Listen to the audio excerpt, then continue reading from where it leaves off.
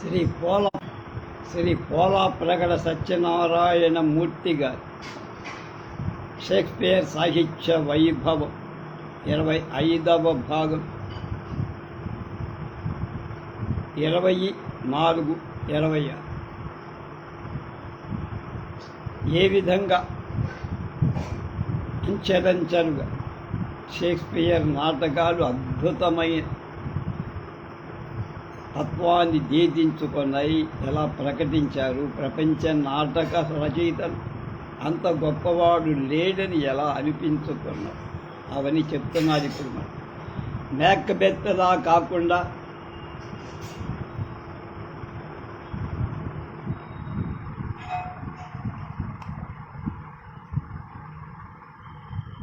ఇతర విషాదాంత నాటకాల్లో దోషుల కంటే సాత్వికులే ఎక్కువ ఆహుతవుతారు.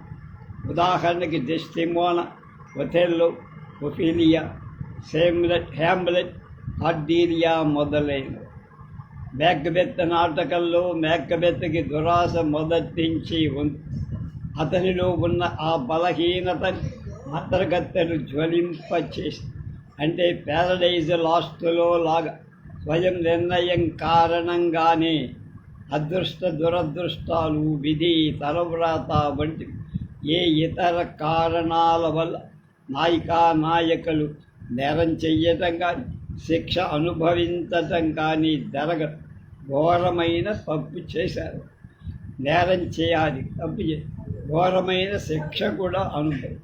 నిజానికి ఒకవైపు మంచిని మరొక వైపు చెడుని రెండూ రెంటికి ఘర్షణ తీసుకువస్తే కానీ నాటకం రక్తి కట్టదు కదా. అందువల్ల మేక్బెత్లో ఎక్కడ నుంచి అనేది సవాల్ చేసి నిలబడ్డట్టు ఎక్కడ మంచి అనేది సవాల్ చేసి నిలబడ్డట్టు కనిపించదు. అందువల్ల తక్కిన 3 ప్రసిద్ధ విషాదాంతాల నాటకాలలా మేక్బెత్ నాటకాల్లో ఆకర్షణ లేదు కొందరు విమర్శకులకు. కానీ నాకు చాలా గొప్ప నాటకం అనిపించింది. మేము BSc physics main, chemistry subsidy, maths chemistry సబ్సిడీతో పాస్ అయిన 2 ఏళ్ళు మా డిగ్రీ కోసం 1958 నుంచి 60. ఆ తర్వాత నేను బీఈడీ పాస్ అయ్యి బీఈడీ టీచర్గా, సైన్స్ మాస్టర్గా పనిచేస్తుంటే హై స్కూళ్ళలో ఇంగ్లీష్ చెప్పాలంటే బిఏ డిగ్రీ ఉండాలనే నిబంధన ఒకటి. కనుక ఎట్లాగో డిగ్రీ ఉంది కనుక బిఏలో 2 సబ్జెక్టు పాస్ అయితే చాలు అని, అంటే తెలుగు ఇంగ్లీష్ చదివితే చాలు అని మాకు ఒక నిబంధన ఉండేది. ఆ 2 సబ్జెక్టులో తీసుకొని నేను 2 ఏళ్ళు వరుసగా పరీక్షలు రాసి పాస్ అయ్యాను. నేను, నాతో పాటు రాజు గారని, మానికొండ, అల్లూరి సీతారామరాజు ఆయన పేరు. ఆయన మహానిబద్ధతగా, కానీ పాపం అన్నింటిలోనూ ఆయన తప్పారు, నేను పాస్ అయ్యాను. ఆ తర్వాత నాకు హై స్కూల్లో ఇంగ్లీష్ చెప్పడానికి అర్హత కలిగింది. అప్పుడు మాకు మేక్బెత్ ఉండే, చాలా పరవశించి చదివా, చాలా బాగా అర్థమైంది నాకు. తక్కిన 3 కంటే కూడా సూటిగా క్లుప్తంగా నడిచింది ఈ నాటకం. ప్రసిద్ధమైన 4 విషాదాంతాల పట్టికలు లేకపోయినా షేక్స్పియర్ రాసిన ఉత్తమ విషాదాంత నాటకం యాంటోనీ క్లియోపాట్రా.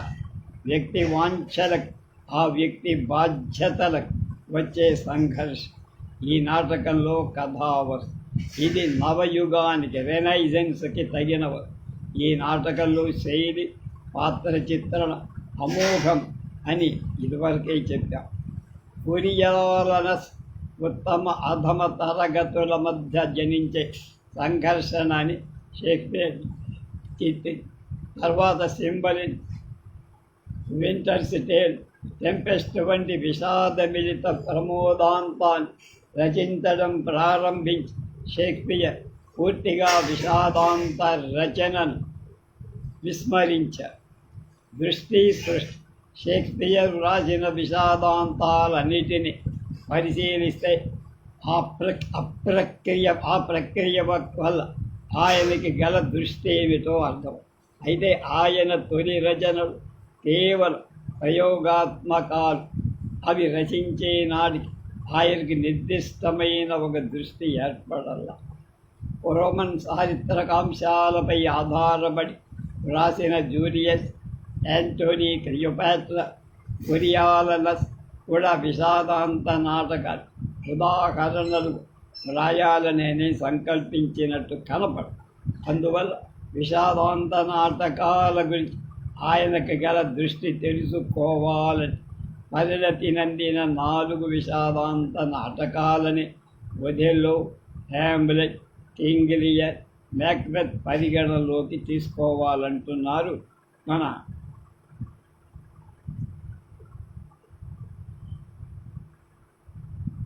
సత్యనారాయణమూర్తి. నికోల్ తన స్టడీస్ ఇన్ షేక్స్పియర్ అనే గ్రంథంలో షేక్స్పియర్ ఉపయోగించిన పులత్తగీత్, బ్లాంక్ వర్స్లోని 2 అనుప్రాసల ఆయన విషాద నాటక రచనల్లో కూడా 2 ప్రవాహాలు. ఒకటి పదులైన విషాదరసం, అది నాటకంలో అంతర్లీనంగా ప్రవహిస్తూ. రెండోది కొంచెం వాస్తవ విరుద్ధమైన సంగతులతో కలిసి సంచలనాశక్తితో నాటకీయంగా నడుస్తూ బాహిరంగా కనిపించే ఇతివృత్తంలోని విషాదం. ఈ బహిరంతర విషాద స్వరూపాలు 2 ఆయన పులతగీతలో, బ్లాంక్ వర్సులో అనుప్రాసల సుస్వరయుతంగా మేళవించబడ్డాయన్నట్ట నికోల్ అనేవారు. ఒథెల్లో వంచన, ఆత్మవంచనల కథ. హేమ్లెట్ పగ తీర్చుకోవడం ఎలా అనే మీమాంసకు సంబంధించిన కథ. మేకబెత్తులో ఇతివృత్తం దురాశ అయితే, లియర్లో కథావస్తువు అదుపులో లేని ఆవేశం, అర్థం లేని గర్వం.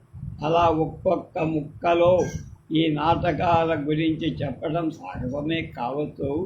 కానీ ఒక్కొక్క నాటకంపై సంగ్రహమైన నిర్దిష్ట అభిప్రాయం ఏర్పరచుకొని షేక్స్పియర్ అవి వ్రాసి ఉంటారు. లేకపోతే ఇంతటి మహత్తరమైన సమన్వయ పద్ధతి ఏర్పడి ఉండేది.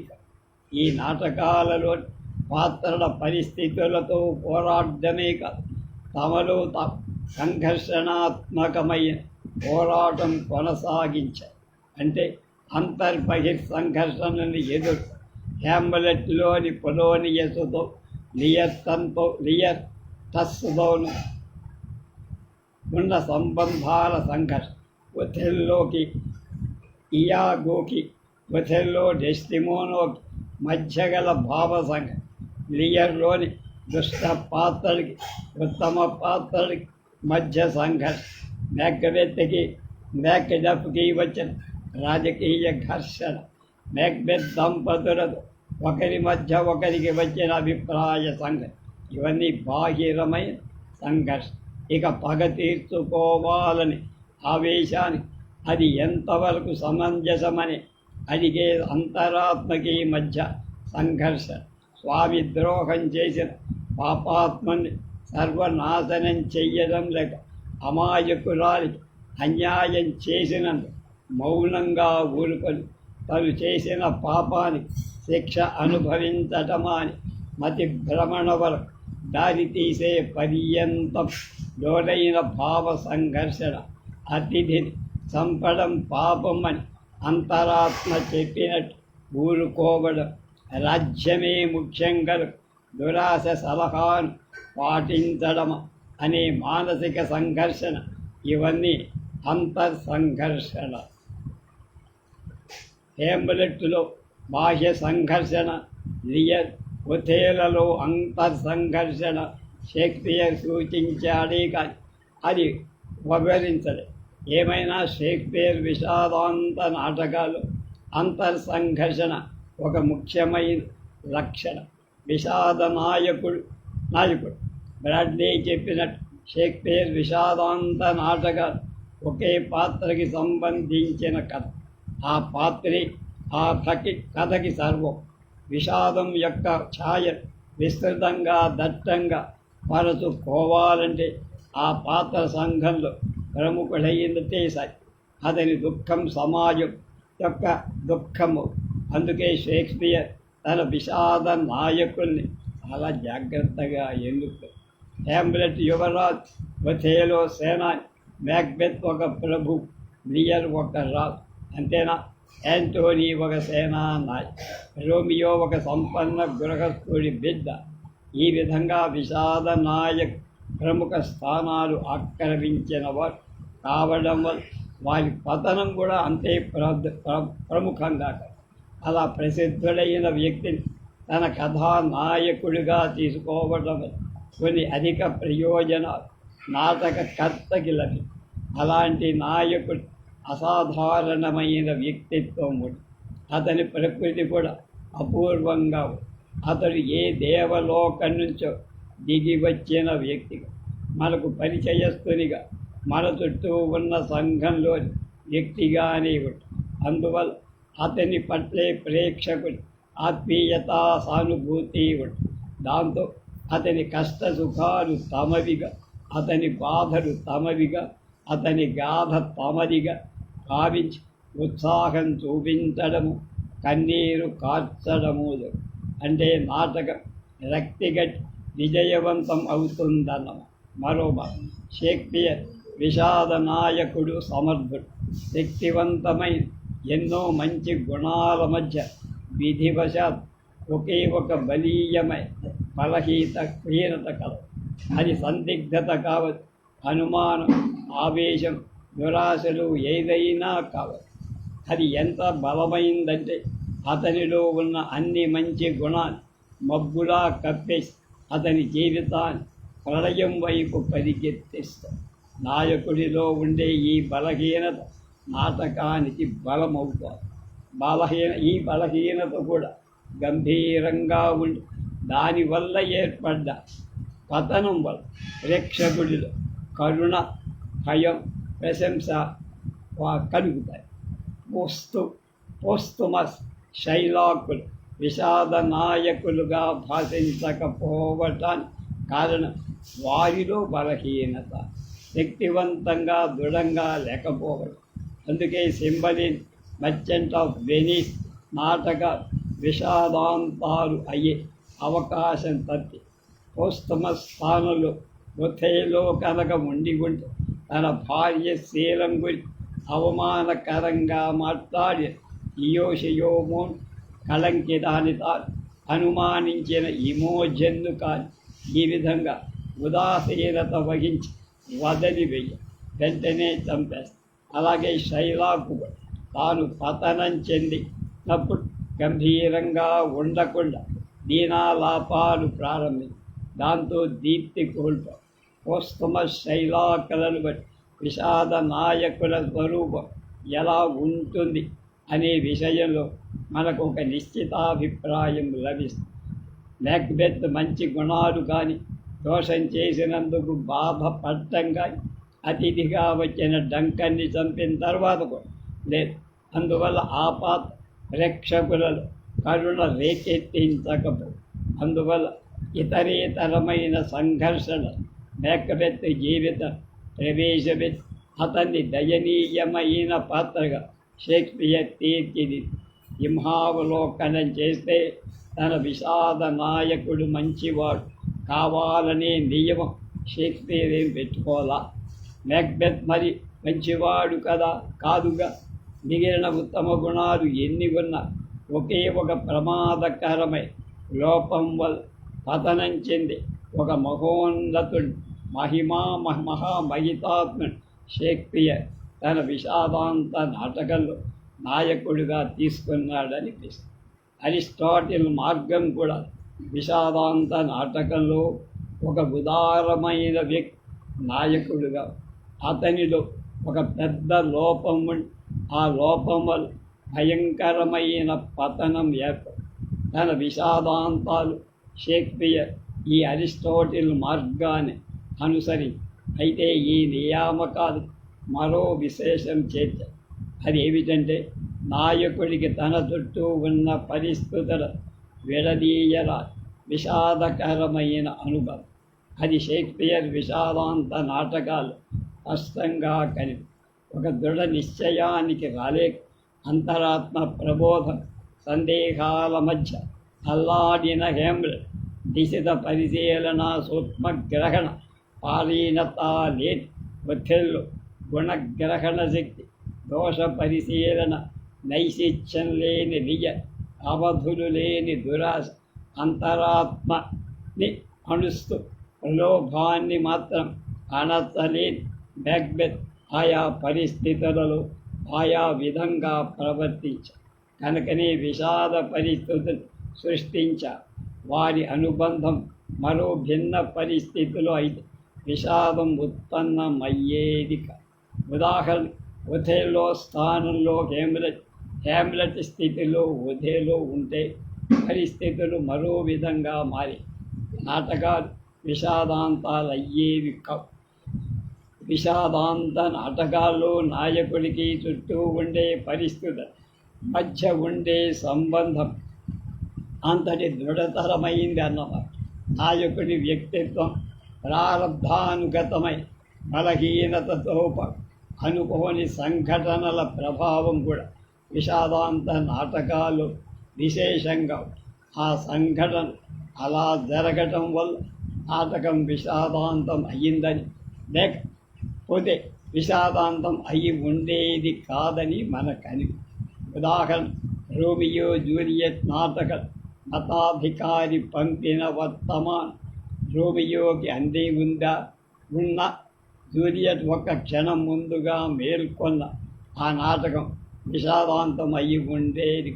అలాగే కింగ్ లియర్ కార్డీలియాని రక్షించడానికి ఎడ్గర్ ఇంకొంచెం ముందొచ్చిన ఒథెల్లో నాటకంలో డెస్టిమోనా ఆ సమయంలో జేబు రుమాల్ జార విడవకపోయి హేమ్లెట్లో దొంగల ఓడ హెమరేజ్ ఓడని ఎదుర్కోకపోయి ఆయా నాటకాలు విషాదాంతాలు కాక మరో విధంగా పరిసమాప్తాయి.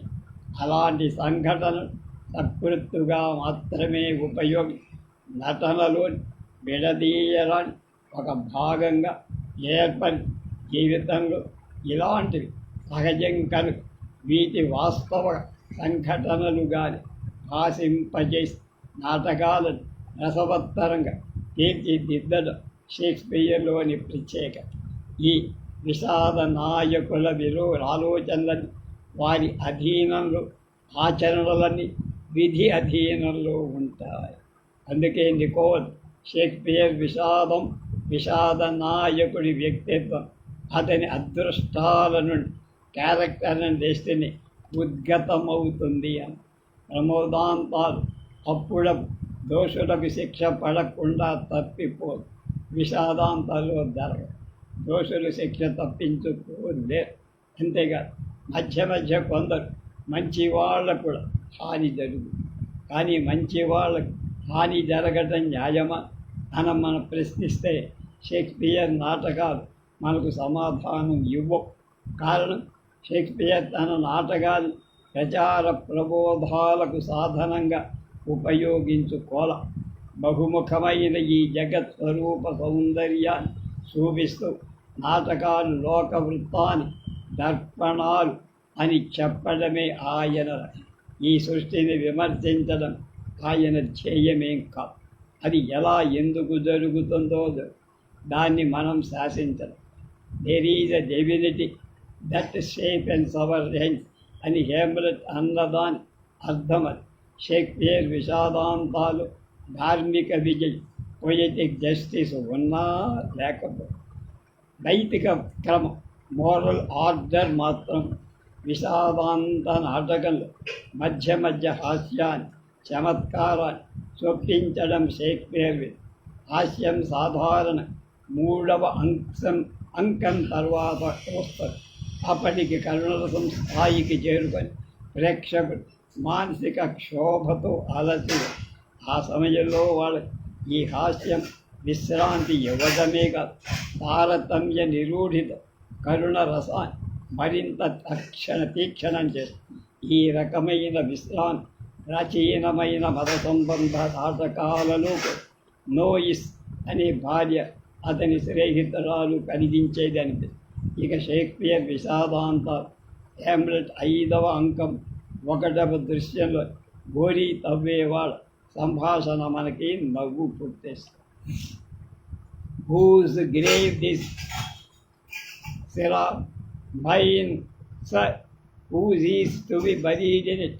One that was a woman, sir, but rest her soul, she is dead then. కనుక కింగ్లియర్ 4వ అంకం 6వ దృశ్యంలో Gloucester henceforth I will bear affliction till it to do cry our itself enough and die అనే మాటలు ఎందుకు? కరుణరసం హాస్యరసం భిన్నమే. అందువల్ల అలాంటి హాస్యరస మధ్యలో స్వరపడటం వల్ల కరుణరసం భంజకం అవుతుందని రేప్ అరిస్టాటిల్ షేక్స్పియర్ ఈ ఇద్దరి భావాలు ఎలా ఉన్నాయి వాటి గురించి తెలుసు.